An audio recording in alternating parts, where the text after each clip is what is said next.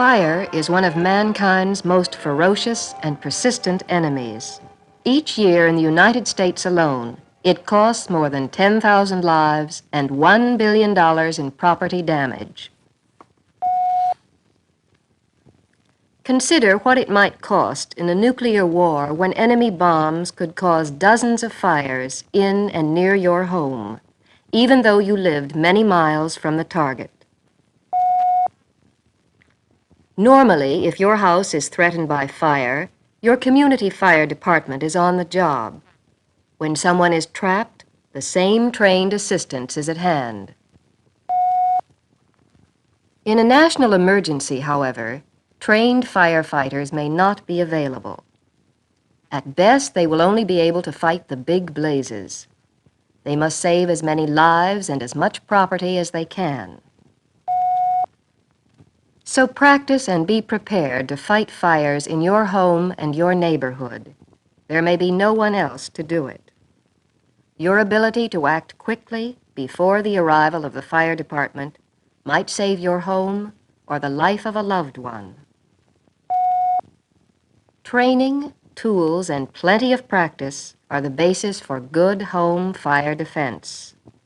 At least one member of your family should receive training in firefighting so that he can pass his knowledge on to the others. Your family should hold firefighting drills regularly, and each member should have detailed assignments so that all will work as a team. Everyone should understand what starts fires, how they spread, and what can be done to control them.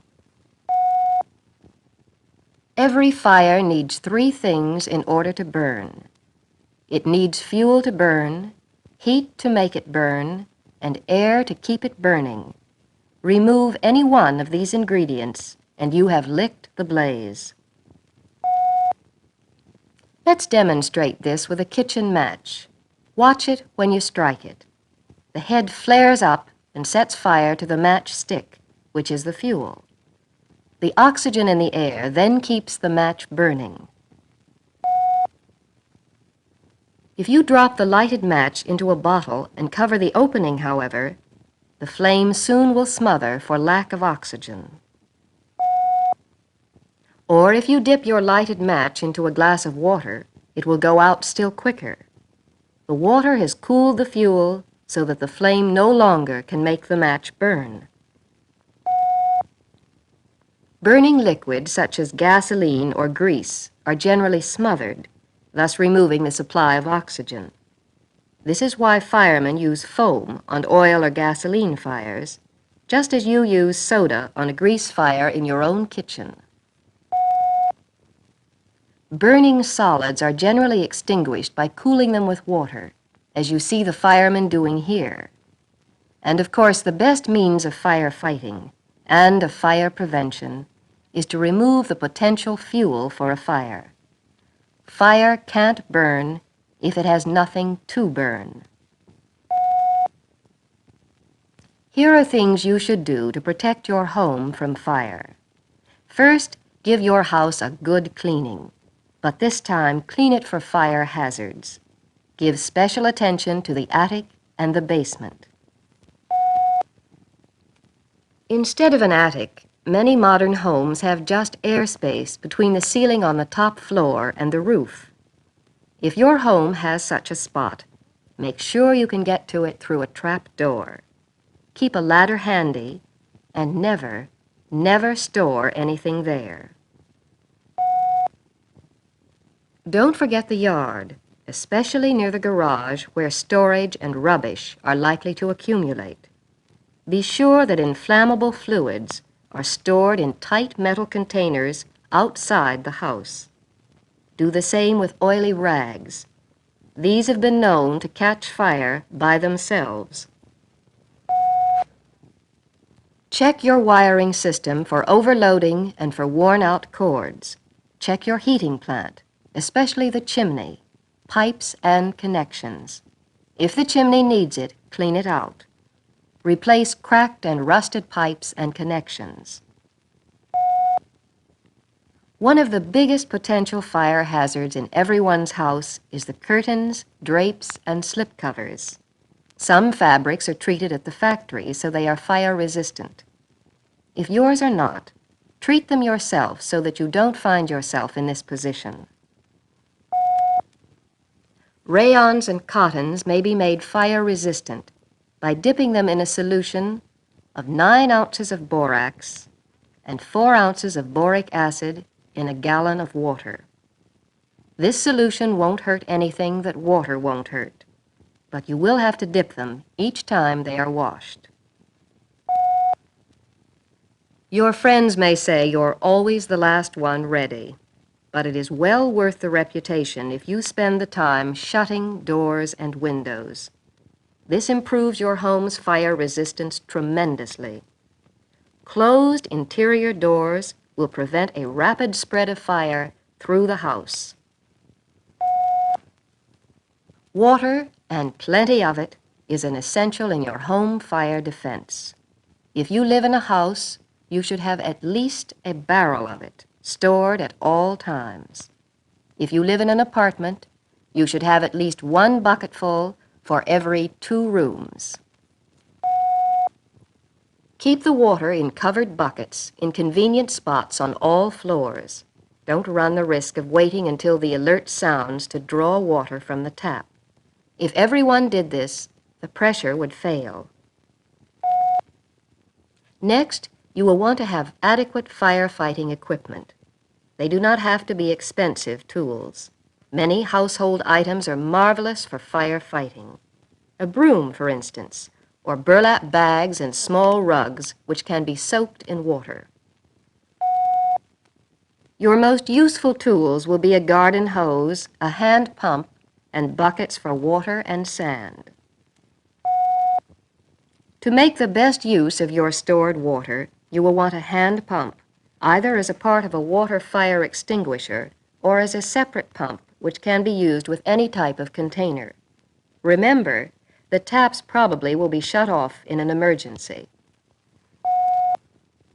A hand pump extinguisher holds 4 or 5 gallons of water and is easy to refill. It should be operated by 3 people, 1 to use the hose, the second to pump, and a third to carry additional water. In a pinch, 2 persons can make out. Be sure your garden hose has a connection that will fit the faucets. Since the usual hose coupling will not go on the kitchen or bathroom faucets, you will have to have adapters on hand. If you have chemical fire extinguishers, keep them filled and be sure that every member of the family knows how to use them. They are excellent for small fires, but are of limited value in an emergency because they would be difficult to refill quickly. You will also want some buckets of sand for smothering fires, a long-handled shovel, and heavy gloves for disposing of burning objects. These will be especially helpful for kitchen grease fires which occur from time to time. Have a sturdy ladder on hand and keep it in good repair. An unsafe ladder is worse than none at all. When you use it, set the foot of the ladder about 1/5 of its length away from the wall. In climbing a ladder, put the balls of your feet on the center of the rungs. Keep your body erect. If you need to free both hands for work, brace yourself by hooking one knee over the rung above the one you are standing on. Then hook your toes around the lower rung or side rail. Having assembled your equipment, your next task is to make your family a firefighting team. Give every member assigned duties and coach him so that he will know how to perform them properly.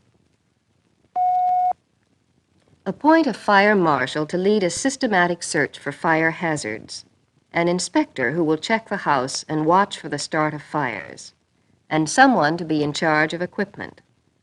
See that each member of the family knows what his job is whenever a fire does start. In fighting fires, don't lose your head. They can be fought successfully. Go to work with the tools at hand. Assume that help won't come, even though it may be on the way. Remember that any delay increases the fire's chances and lessens yours. Never stop fighting a fire except to save your own life. Don't try to search a burning building alone. Teamwork is always better. You can search more thoroughly and help each other if trouble arises. If possible, search from the top floor downward and look carefully in every hiding place. People who are confused, especially children and older persons, sometimes hide under the beds or in closets. If you should ever have to cope with incendiary bombs, such as those used so often during World War II, be sure to keep a piece of sturdy furniture between yourself and the bomb. Some contain a charge which blows up shortly after they start to burn. Spray the bomb and the area around it with water, avoiding a steady stream which might scatter the fire. After the bomb stops sputtering, you can turn a stream on it, throw sand or dirt on it, or use your long-handled shovel to drop it into a bucket. Then carry it outside. Along with your knowledge of home firefighting, you will need to know the rudiments of rescuing trapped persons. Like fighting fires, most rescue tasks require trained workers, and if possible, you should always leave ticklish rescue jobs to them. It may be necessary, however, to act before they arrive. Danger of fire, electric shock, or asphyxiation calls for immediate action. If you must act, take no more risks than absolutely necessary to ensure the victim's temporary safety. If the victim is unconscious, put her on the floor unless her injuries prohibit it. If you must move her, use one of the following methods. This is the fireman's drag. Turn the victim on her back and tie her wrists together. Then, kneeling astride her, put your head under her wrists and crawl forward, dragging her along. If you must move an unconscious person downstairs, place him on his back with his head toward the stairs. Put both arms under his armpits and cradle his head in the crook of one elbow. Then drag him downstairs slowly, letting his feet trail. This is called the incline drag. If you have a helper with you, a chair may be used. After lifting the victim gently into the chair, one rescuer carries the front legs and the other the back rest. This is called the chair litter carry. You can fashion an adequate stretcher from many things. A blanket, for instance, or 2 sweaters or jackets pulled over 2 stout poles. Or you can use your ironing board, a leaf from the dining room table, a door, or a shutter. Lay the piece on the ground, lift or slide the victim onto it gently, and tie him in place with strips of cloth. A 4-handed seat may be made by 2 rescuers. Each puts an arm around the victim's back and slips his other arm under the victim's thighs. By clasping wrists, one pair of arms makes the seat and the other the back rest. If the victim is in contact with a live wire, the rescuer must not touch her without protecting herself. Shut the current off if possible. If you can't, stand on dry wood or paper and cover your hands with heavy gloves or cloth before touching the victim. A still better system is to poke or pull the hot wire away from the victim with a dry stick, such as a broom handle or a rake handle. Leaking gas, fuel oil, or water are dangerous to unconscious persons. These hazards will be found especially in basements. When present, the victim must be removed immediately. Incidentally, Your utility companies probably have instructions for controlling damaged facilities. If you do not know what they are, check with the companies right away so that everyone in your family will know what to do if leaks develop. Your home rescue knowledge should also include knot tying. A rope will be one of your most valuable rescue tools, but not unless you know how to tie effective knots. Everyone in your family should learn the basic knots: the square knot, the bowline for lowering injured persons, the half hitch and clove hitch for moving timbers or other heavy objects. Remember to keep a good ladder around the house. This will be invaluable in rescue tasks. Use it properly. There will be enough casualties in an emergency without adding yourself to the list. If you have to lift debris or wreckage off of a victim, an excellent lever may be fashioned from many items around the house. A bed slat, spare length of pipe, pick or shovel or ironing board will do the job. Be sure to use a fulcrum or pivot that will not slip or crumble.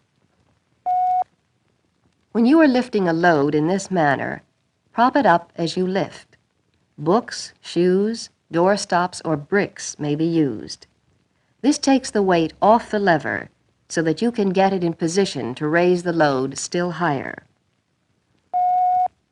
These techniques in rescue and in firefighting are important to your family's safety.